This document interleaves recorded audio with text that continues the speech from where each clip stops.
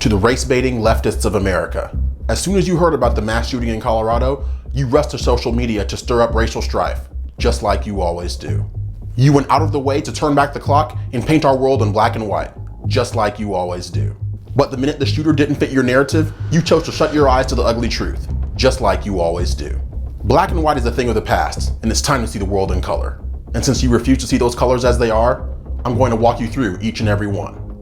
You claim that the shooter was taken alive, and chose to believe that must have been because he was white, implying that white people have some sort of privilege with the police. Even though the data shows that from 2017 to 2021, more white people were killed by police than black and Hispanic people, combined. You claim that minority experience is one of perpetual struggle and grievance, but conveniently disregard the many American success stories that come from every minority group. You claim that white on Asian violence is an existential threat, even though the data shows that the largest amount of violent crime against Asians is done at the hands of black people.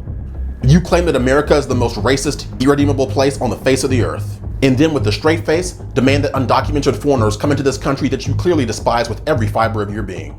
You claim that hate crimes against minorities have been steadily on the rise, but ignore the fact that many of those stories are later found to have been completely fabricated by minorities that you tricked into believing that accusations alone are more than enough for preemptive condemnation.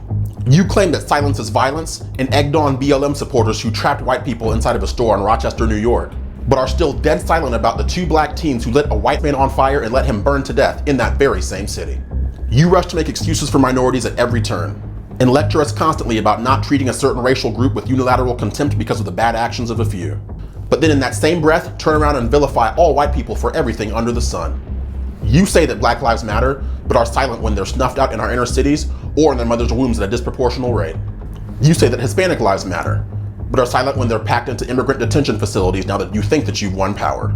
You say that Asian lives matter, but are silent when universities prevent the most qualified ones from going to their school of choice in order to fulfill racial quotas for other racial groups.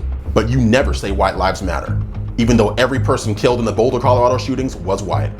Because the only lives that matter to you are the ones whose minds you get to control. The apparent schadenfreude with which you choose to treat real tragedies in order to suit your own predispositions can no longer be explained away. Every time you put another Black Lives Matter, Brown Lives Matter, Asian Lives Matter, or Immigrant Lives Matter sign in your yard, you fail to realize you're coming closer and closer to admitting yourself that all lives matter, which is what we've been saying all along. You can't claim to care about racial unity and then thumb your nose at the concept of a world in which one is judged not by the color of their skin, but by the content of their character. No matter how hard you try to divide us, we will not back down. The spirit of our ancestors of all nationalities who built this country lives now through us, and we carry their legacy on.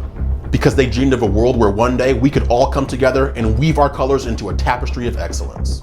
That's America. That's the country I want to live in. That's the country we're blessed to call home.